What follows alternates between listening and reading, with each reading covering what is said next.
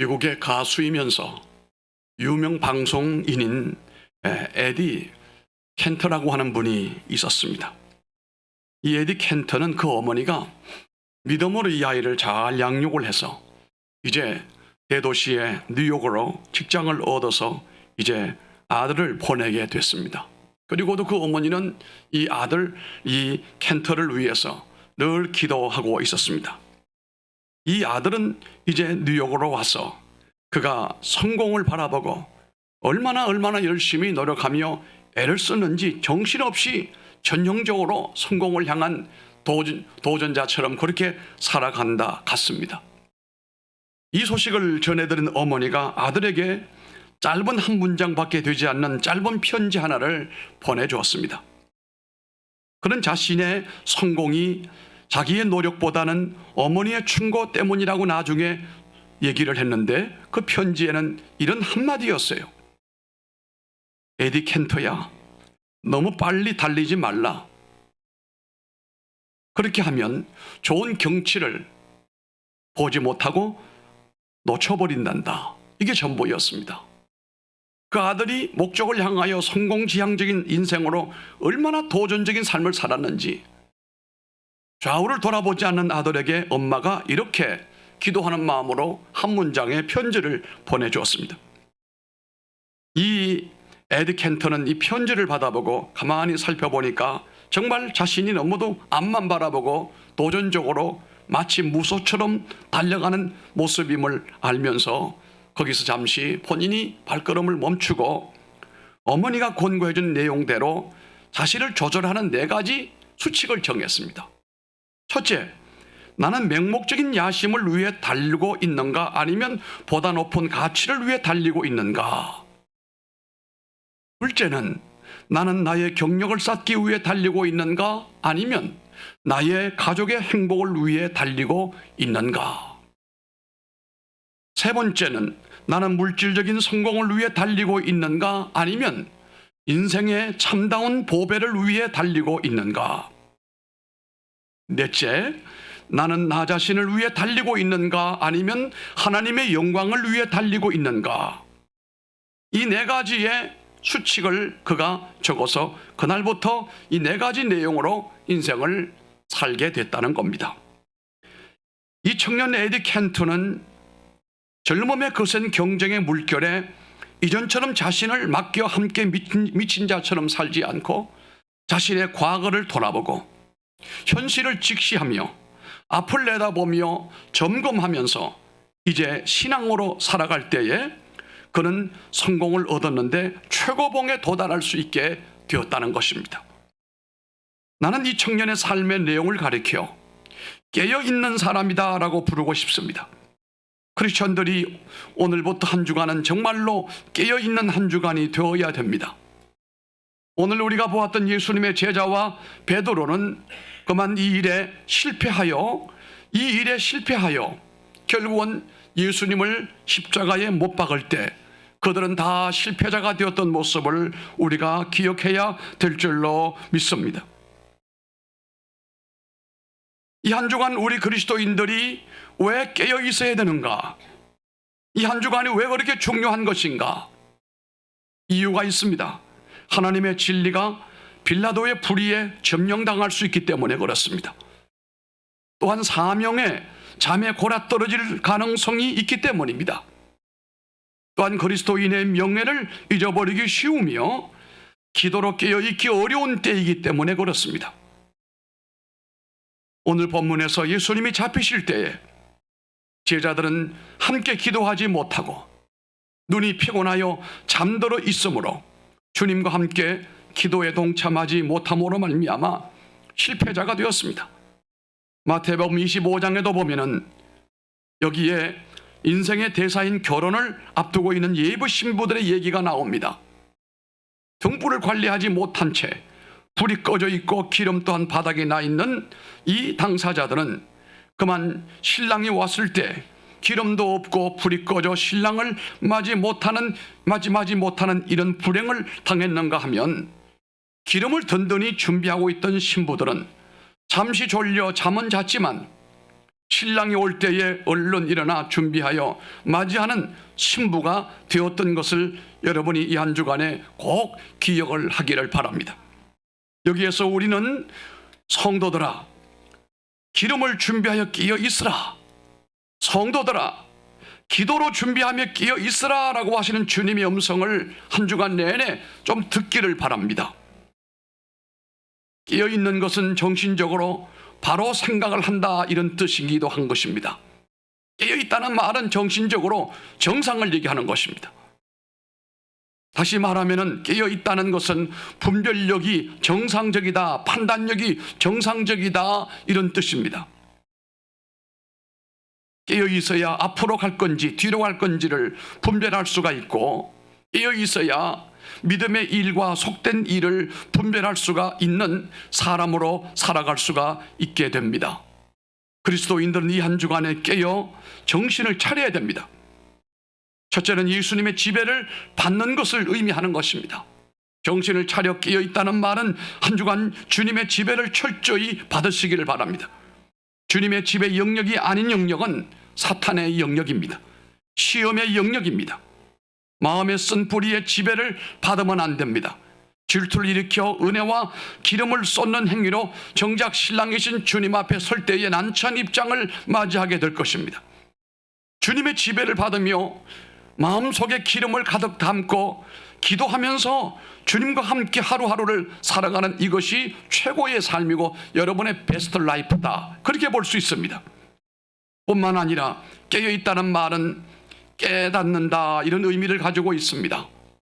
인생에 있어서 살아가는 날 동안 늘 깨닫는 것입니다만, 이 고난주간 한 주간만큼은 더 깊은 영적인 깨달음이 우리 모두에게 있기를 바라는 것입니다. 깨닫고 사는 사람과 그냥 사는 사람은 전혀 차이가 있습니다. 깨닫고 사는 사람은 늘 그 마음이 밝아지게 되고 마치 어두운 길을 밝혀주는 조명탄과 같은 인생을 살게 됩니다. 왜요? 자꾸 깨달아지니까. 깨달음이 없는 사람은 과거의 사람이요, 어두움의 사람이요, 퇴보하는 사람일 것입니다. 자신이 가는 길과 행하는 일이 무엇인지도 모르고 알지도 모르고 그냥 사는 사람들이 우리 주변에 상당히 많습니다. 뭘 위해 사는지, 뭘 위해 존재하는지를 모르고 있는 사람들이 너무도 안타깝다, 이런 말입니다. 그러나 깨어있는 성도들은 이런 것들을 깨닫고 사는 것입니다. 세 번째는 이 깨닫는다라고 하는 이 말, 깨어있는다라고 하는 이 말은 자기 존재를 바로 인식하고 사는 사람을 의미하는 것입니다. 우리에게 늘 작은 종말들이 오고 있음을 우리가 잊으면 안 됩니다. 누구에게든지 죽음이라고 하는 것이 내게로 점점 개별적으로 다가오고 있는 것이 사실입니다. 또한 작은 기회들도 또한 우리들에게로 다가오고 있음을 우리가 알아야 됩니다. 날과 시간들을 주님과 관계없는 것으로 생각하고 살아간다면 언제 종말이 와도 우리는 걱정할 일이 없습니다. 이 사람은 신학적인 존재의 사람이며 자기의 그 등의 준비를, 기름을 준비하는 사람이요, 이런 사람은 늘 기도하는 사람인 것입니다. 그래서 이 사람은 망하지 않습니다. 흑인 가정에서 자라나는 렐프라고 하는 소년이 있었는데, 이 아이가 12살 때 그 어머니가 세상을 떠나게 됩니다. 그리고 얼마 뒤에 아버지도 세상을 떠납니다. 12살에 천하의 고아가 되었어요. 임종 때의 그 어머니가 아들을 붙들고 눈물로 이런 말을 합니다. 렐프야, 내게 남겨줄 유산은 아무것도 없다. 그러나 아무리 괴로워도 믿음을 지켜라. 희망을 놓치지 말아라. 사랑하는 것을 절대 잊지 말아라. 세 가지를 얘기했습니다. 믿음, 소망, 사랑을 얘기했습니다. 고아가 된 이 렐프는 LA 할머니 댁에 가서 일하며 공부하며 언제나 그 어머니 유지 세 가지를 가슴에 담고 믿음, 소망, 사랑 세 가지를 실천하며 노력을 하며 살아갔습니다. 열심히 공부해서 대학을 졸업을 하고 취업을 했습니다. 결국 그는 국제연합기구에서 세계 평화를 위해 일하다가 마침내 흑인으로서는 최초의 노벨 평화상을 수상하게 됐습니다. 자기 존재를 바로 인식하며 제2의 기회는 반드시 내게 오고 있다라고 하는 사실을 믿으면서 그날을 준비했던 사람이었기 때문에 이런 자리에 오를 수가 있었다라고 생각을 하는 것입니다. 자신의 존재를 똑바르게 인식하지 못하면 반드시 실패할 수밖에 없습니다. 나의 존재를 올바르게 합리적으로 인식을 하면은 내가 무엇을 해야 될지, 어떻게 살아야 될지를 알고 있는 사람이 되는 것입니다. 하나님께서 인간들에게 주시는 시간은 누구에게든지 다 평등합니다. 또한 이 시간은 자신이 잘 사용하였든지 잘못 사용하였든지 그대로 물 흘러듯 다 지나가게 될 겁니다. 잘 살아도 지나가고 못 살아도 지나갑니다. 지금의 우리는 지난날에 대해서 시간을 잘 사용했는지 잘못 사용했는지를 어느 정도 돌이켜보면 각자가 판단할 수가 있게 됩니다. 그러나 지금에 와서 돌이킬 수 없는 것이 바로 이 과거를 돌이킬 수가 없는 것입니다. 그러므로 우리가 깨어서 정신적으로 오늘을 직시하면서 미래 소망을 향하여 부단히 깨어있는 성도들이 되시기를 주님 이름으로 축원합니다. 또한 깨어있는 것은 문을 닫는 날이 온다는 것도 의식하고 살아가는 것을 의미하는 것입니다. 사람은 죽음이라고 하는 종점에 마침내 도착하게 되는데 문제는 그날이 올 것이라고 알고 있고 그날을 의식하며 사는 사람이 있는가 하면 전혀 의식하지 않고 그날이 자기에게는 올 줄 모르고 사는 사람도 있어요. 지난주에 목사님 가운데 한 분이 코로나로 세상을 떠나는데 저와는 친분이 있었습니다. 통일준비위원회 저 베를린 우리 총회 통일선언문을 발표하기 위해서 열흘 동안 같이 유럽을 함께 다닌 우리 3년 후배인 목사님이 원래 고시부장이신데 전주에 있는데 제가 그 교회에 설교를 하러 간 적도 있고 코로나에 걸렸는데 그만 이기지 못하고 죽고 그 다음날 장례를 치렀어요. 나는 그분에게 물어보지는 못했어요. 이렇게 갑자기 죽을 것이라고 본인이 알고 있었는가. 그런데 그 유럽을 다닐 때도 나한테 한 얘기가 있어요. 선배님, 자기는 좀 조기 은퇴를 하려고 합니다. 아들이 목회를 하고 있고 아들이 목회를 하는데 아들에게 가능하면 교인들의 의견을 물어서 아들에게 교회를 맡기려고 하고 자기는 조금 일찍 은퇴를 하려고 합니다.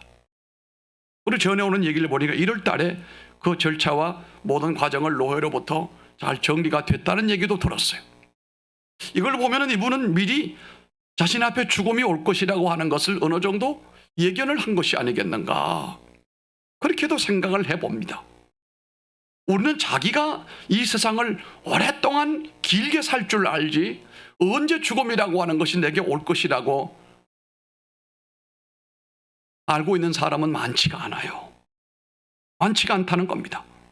그러나 분명한 것은 어느 시점이 되게 되면 누구에게든지 삶을 셈하는 시간이 반드시 다가온다는 것입니다. 다른 사람이 내 삶을 셈하도록 하든지 아니면 자기 스스로 나는 어떻게 살아왔는지 생각하게 되는 날이 반드시 온다는 사실입니다. 인간에게는 누구에게나 결정적인 날이 오게 되어 있습니다. 물론 죽음이 아니어도 학생에게는 중요한 시험 보는 날, 졸업생에게 취업하는 일, 사업가에게 위기를 넘기는 날, 인생에는 생명이 끝나는 최후의 날 반드시 오게 되어 있습니다. 그런데 그날은 온 하늘과 땅이 사라지고 모든 것이 다 드러나는 최후의 날에 자신의 기도의 등이 밝혀져 있는지 하나님 앞에서 인정받을 수 있는 날이기도 한 것입니다. 세상에 정을 두지 말고 우리가 늘 살기를 바랍니다. 그래 성경은 세상을 사랑하지 말라고 했습니다. 돈도 사랑하지 말라고 했습니다. 적당하게 누리고 적당하게 살아가면서 마지막 내가 주 앞에 설 수 있는 그날을 의식하면서 복 있는 삶을 살아가기를 바랍니다. 에베소 5장 16절에도 말씀하기를 세월을 아끼라 때가 악하니라고 말씀을 했습니다. 이 세상에 여러분 많은 정을 붙이지 말기를 바랍니다. 이 고난의 주일날 고난 한 주간을 보내면서 오늘 베드로와 이 제자들은 세상에 너무 많이 정이 들어있는 것 같았어요. 왜요? 깨어 기도하지를 못했습니다. 여기 생사를 가늠하는 기도를 주님이 하고 있습니다. 우리가 알잖아요. 아버지요 아버지요 어찌하여 이렇게 말씀했어요.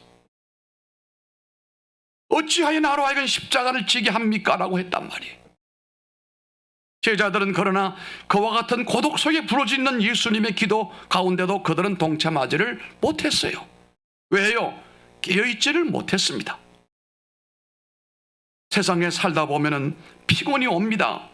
오늘 이 본문의 말씀에도 보니까 그 눈을 보니까 눈이 피곤해 있다. 베드로의 눈이 피곤해 있다고 말씀을 했어요. 잠이라고 하는 것은 육신에 피곤이 오면은 누구든지 경험하는 바입니다마는 어떻게 11제자가 몽땅 다 이렇게 잠들 수가 있는가? 이게 문제였습니다. 이것 때문에 결국은 예수님이 잡혀서 저 골고다로 올라갈 때도 다 도망쳐버리고 베드로도 멀찌감치 도망을 치지 않았습니까? 우리가 세상을 살면서도 세상하고는 적당하게 살아가기를 바랍니다. 너무 세상에 정을 두지 말라 이거예요. 독수리 한 마리가 나이아가라 폭포 쪽에서 떠내려가는 얼음덩어리 위에서 죽은 물고기를 건져 먹고 신났습니다. 이 얼음덩어리 위에 앉아서 고기를 잡아먹는데 이 얼음이 점점 폭포 밑으로 점점 내려오고 있어도 이 독수리는 물고기를 먹는 재미로 전혀 이것을 알지를 못했습니다. 그래서 어느 정신을 차리고 보니까 눈앞에 그 나이아가라 폭포가 저 십리길처럼 보이고 떨어지면 죽게 생겼는데 안 되겠다, 내가 날아야 되겠다. 독수리가 훌쭉 날려고 했는데 문제는 발이 떨어지지가 않는 거예요. 너무 오랫동안 얼음에 앉아서 고기를 먹는 재미에 빠져서 어느새 발이 얼음에 얼어붙어 버리고 말았어요. 결국은 소리 지르며 폭포 아래에 떨어져서 함께 죽어버리고 말았습니다. 얼음에 너무 오래 앉아 있었기 때문이었어요. 우리가 여러분 그 어떤 것에 너무 재미를 많이 붙이지 말고 너무 아는 것에 정을 주지 말고 어느 정도 적당하게 하기를 바랍니다. 그러나 우리의 눈은, 우리의 정신은 늘 깨어 있으므로 주님을 바라보고 그 주의 은혜로 살아가는 노력을 훈련을 하는 것이 바로 우리들의 영성이라고 보는 겁니다. 문이 닫혔다는 뜻은 시간이나 기회나 여건이 항상 주어지는 것이 아니고 끝이 온다 이런 말입니다. 할 수만 있으면 우리에게 하나님의 은혜와 축복이 열려 있음으로 말미암아 여러분이 하나님의 은총을 오랫동안 누리기를 주님 이름으로 축복합니다. 출애굽 때 하나님은 그들을 위해서 낮에는 구름 기둥으로 밤에는 불 기둥으로 인도해 주셨습니다. 그런데 여러분이 잘 아는 고라라고 하는 사람을 중심으로 한 이 무리들은 불순종하여 그 은혜를 길게 누리지 못하고 아주 짧은 시간만 누렸습니다. 또한 광야의 구리와 구리뱀 사건으로 죽은 무리들은 고라 무리들보다 조금 많은 시간을 누리곤 했지만 그들도 저주받아 죽었습니다. 그러다가 너보산 앞에 가서는 제일 세대들이 대부분 여기까지만 주님의 은총을 누리게 되었고 그 이상은 가지를 못했습니다. 여러분은 하나님의 은혜와 그 축복의 기둥 밑에서 얼마나 함께 해오셨습니까? 하나님의 강단 밑에서 여러분이 얼마 동안 오랫동안 엎드려 있었습니까? 하나님의 말씀보다 자기의 감정 변화에 따라 움직이는 시간이 많지 않기를 바랍니다. 다만 똑같은 후회를 하지 않기 위해서 지나온 날들을 깊이 생각하려고 늘 새로운 각오로 나의 남은 날들을 하나님 앞에서 계산해 보기를 바랍니다. 자신에게 주어진 책임들, 부양해야 할 가족에 대한 의무들, 또 하나님이 맡겨주신 여러 가지 직분들, 자신의 건강, 또 아름다움, 젊음, 좋은 친구들 등 많은 기회와 은사가 주어졌습니다. 내가 가진 것을 작게 보이고 남이 가진 것은 크게 보이는 것으로 늘 마음의 불편을 가지고 인생을 살면은 여러분은 실패자가 됩니다. 고쳐야 됩니다. 모든 경우에 이것이 있는 사람에게는 저것이 없을 수가 있어요. 이런 일을 잘하는 사람은 저런 일이 부족할 수가 있어요. 어느 인간에게나 모자라는 부분이 다 있지 완벽한 사람은 아무도 없어요. 누구를 부러워할 것도 없어요. 여러분이 최고의 행복자요, 여러분들이 부러운 존재가 여러분이라는 사실을 깨닫기를 바랍니다. 자꾸 남의 것을 크게 보고 뒤쫓아가려고 하고 자신을 파괴시키는 그런 불행한 우매한 사람이 되지 말기를 바랍니다. 여러분에게도 남은 날이 결코 길지 않기 때문에 그렇습니다. 그러므로 자기가 완전하다고 생각하는 사람은 착각입니다. 완전할 수가 없습니다. 여러분이 기대하는 그 목적에 여러분이 도저히 그렇게 될 수가 없습니다. 욕심을 버려야 됩니다. 성도는 정신적으로 늘 깨어 있어야 될 줄로 믿는 것입니다. 늘 깨어서 주님이 언제 나를 부르시더라도 사명에 합당한 삶을 살아가는 사람들이 다 되기를 바라는 것입니다. 이번 한 주간은 시험이 많을 것입니다. 예수님의 제자들에게도 11명 모두가 전부 피곤이 지쳐서 눈꺼풀이 가라앉아서 예수님이 3번 동안 찾아와서 잠들지 말라고 나와 함께 깨어 기도하자고 3번이나 그렇게 말씀을 했는데도 불구하고 잠들어 버렸다는 것은 엄청난 시험이 밀려왔다는 거예요. 이미 어두움의 세력이 예수님을 십자가의 못을 박으려고 정의를 사라지게 만들고 재판석이 더러워지게 되고 있고 악한 사단은 날뛰는 그런 사건이 벌어졌던 시간이에요. 그렇다면 더더욱이 이 제자들은 정신을 차려서 정말 사단이 역사하는 때임을 알고 정신을 차리고 부르짖어 깨어 기도했어야 되는 거 아니겠냐 말이에요. 그랬더라면 그들이 예수님이 홀로 잡혀서 그 비아돌레로사를 통해서 골고다로 올라갈 때 홀로 보내지는 않았지 않았겠느냐 말이에요. 만약에 기어 기도했더라면 주님이 그 십자가 위에서 엘리 엘리 라마 사막단이라고 홀로 독백하지 않게 하지는 않았지 않겠어요. 주님은 너무도 외로웠고 주변에 아무도 없었단 말이에요. 사단이 그만큼 역사했기 때문입니다. 여러분, 사단이 많이 역사하고 어둠의 역사가 심하면 심할수록 우리는 깨어야 됩니다. 정신을 차려야 된다, 이런 말씀입니다. 철저히 하나님의 말씀을 붙들고 기도하면서 한 주간을 주님이 나를 위하여 걸어가신 그 걸음걸이를 기억을 하며 나는 그 은혜를 입은 나로서 내가 오늘 어떻게 살아가고 있는가? 과연 내가 이렇게 살아가도 괜찮은 것인가? 정말 주님이 나의 삶을 인정하고 계실까? 묵상하는 시간들이 좀 많아지기를 바랍니다. 하나님 말씀보다 자기의 성격대로 자기의 경험이나 습관을 따르는 시간이 많기 때문에 더더욱이 우리가 우리를 돌아봐야 됩니다. 착각하기 쉽습니다. 주님을 따른다고 착각하고 있기 때문에 우리가 우리를 돌아봐야 됩니다. 그러한 것을 다른 사람에게 여러분 강요하지 말기를 바랍니다. 누구에게 강요할 것이 아니고 내가 먼저 십자가 밑에 엎드려 기도하는 시간, 나를 돌아보고 성찰하는 시간을 길게 갖게 되기를 바라는 것입니다. 오늘 예수님의 제자들은 여기서 완전히 실패해버리고 말았습니다. 그토록 주님이 생사를 가늠하는 절정의 기도에 몰입하고 있음에도 불구하고 제자들은 그만 잠들어 버렸어요. 3번이나 주님이 그들에게 왔지만 그들은 잠들어 있었습니다. 주님께서 우리에게 한 주간은 깨어서 기도해라, 깨어서 나와 함께 동행을 하자, 오늘 우리들에게 이렇게 요구하고 계십니다. 주와 동행하면서 깨어서 여러분 자신을 많이 좀 성찰하기를 바랍니다. 과연 사람들은 여러분들을 뭐라고 말하는지, 나는 나를 보고 어떻게 평가할 것인지, 주님은 나를 보고 뭐라고 판단하실지 좀 이렇게 입체적으로 자신을 성찰해보라 이 말이에요. 비겁한 베드로가 되지 말고 진실한 믿음의 성도가 되기를 바랍니다. 주님께서 내게 문 닫는 날이 언제 올지라도 그날은 여러분에게 영광의 주님이 은혜 주시는 날이 되기를 바랍니다.